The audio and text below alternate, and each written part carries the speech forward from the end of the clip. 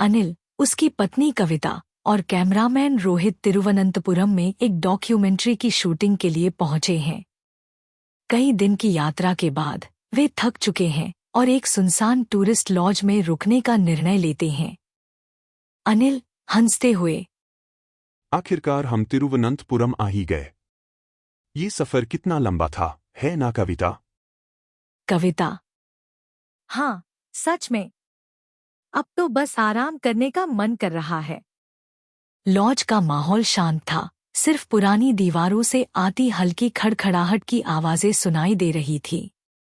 तभी लॉज का पुराना केयरटेकर गोपीनाथ उनके पास आता है। गोपीनाथ, नमस्ते। आप लोग कहाँ से आए हैं? अनिल, दिल्ली से आए हैं कुछ डॉक्यूमेंट्री शूट के लिए। गोपीनाथ, अच्छा। वैसे ये जगह अब सीजन में नहीं है तो ज्यादा टूरिस्ट नहीं आते। कविता, अच्छा है, हमें थोड़ी शांति मिलेगी। सभी आराम करने के लिए बैठे थे और कुछ सामान्य बातें हो रही थी। तभी कविता की नजर खिड़की से बाहर पड़ती है। दूर पहाड़ी की चोटी पर एक छोटा सा मंदिर दिखता है। कविता, वो देखो, वो पहाड़ी के ऊपर जो छोटा सा मंदिर है, वो कौन सा है? गोपीनाथ, आप वहां मत जाइएगा। वो जगह बहुत खतरनाक है। वहां आत्माएं और चुड़ैलें रहती हैं। गोपीनाथ के चेहरे पर डर साफ झलक रहा था। लेकिन अनिल और कविता उसकी बातों को मजाक में उड़ा देते हैं। अनिल हंसते हुए, हम इन बातों पर विश्वास नहीं करते। कविता जिज्ञासा से, फिर भी बताइए तो सही, वो जगह क्या है? गोपीनाथ धीरे से और गंभीरता से, वो मंदिर नहीं है। वह एक पुरानी हवेली है। रोहित, जो पहले से ही थोड़ा डरा हुआ था, गोपीनाथ की बातें सुनकर और भी सहम गया। गोपीनाथ ने एक पुरानी और भयावह कहानी सुनानी शुरू की। गोपीनाथ, कहते हैं वहां एक भयानक चुड़ैल रहती है। जिसने भी उसका चेहरा देखा या उसके पास गया, उसका बुरा हश्र हुआ। चुड़ैल कभी भी गांव में आ जाती थी, किसी औरत या आदमी का रूप लेकर। लेकिन एक दिन एक तांत्रिक ने उसे शाप दिया कि अब वह अपनी पहचान नहीं छिपा सकेगी और उसके पैरों के अंगूठे काट दिए। अब जब भी चुड़ैल गांव में आती है, उसके बिना अंगूठे के पैरों के निशान दिखाई देते हैं। गोपीनाथ की कहानी सुनकर रोहित का चेहरा फीका पड़ गया। मगर अनिल और कविता को इन सब बातों में कोई दिलचस्पी नहीं थी। रात गहराती जा रही थी। खाने के बाद अनिल और कविता अपने कमरे में आराम कर रहे थे। अनिल, क्या तुम सच में उस चुड़ैल की कहानी पर यकीन करती हो? कविता, नहीं, लेकिन मुझे वहां जाना है।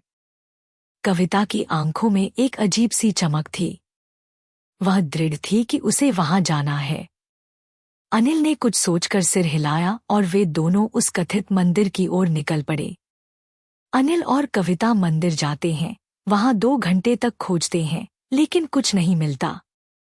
कविता, कुछ नहीं था वहां, सब बकवास है। अनिल, सच में सब अफवाहें हैं। दोनों हंसते हुए वापस लौट आए और थक कर सोने चले गए।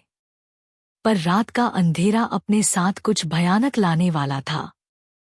रात के गहरे सन्नाटे में अनिल की नींद अचानक खुल गई।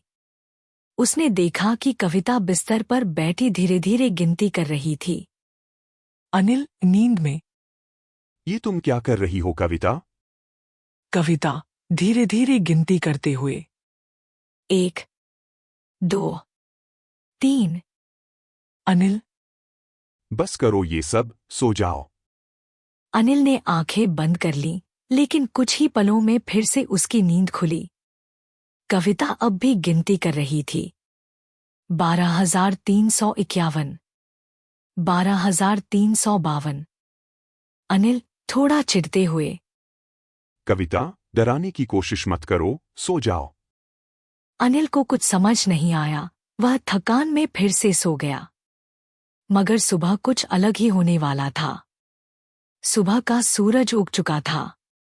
अनिल की आंखें खुली तो उसने पाया कि कविता बिस्तर पर नहीं है। अनिल, कविता, तुम कहाँ हो? उसने फर्श पर कविता को पड़ा हुआ देखा। उसके सारे बाल गायब थे। अनिल, घबराते हुए, ये क्या हुआ? कल रात की गिनती। उसे अचानक समझ में आया कि यह कविता नहीं, बल्कि चुड़ैल थी जो उसकी पत्नी के बाल एक एक करके उखाड़ रही थी।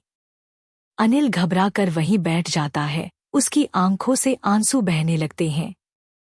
वह इस घटना के बाद सदमे में चला जाता है और तिरुवनंतपुरम की वह यात्रा उसके जीवन का सबसे भयावह अनुभव बन जाती है।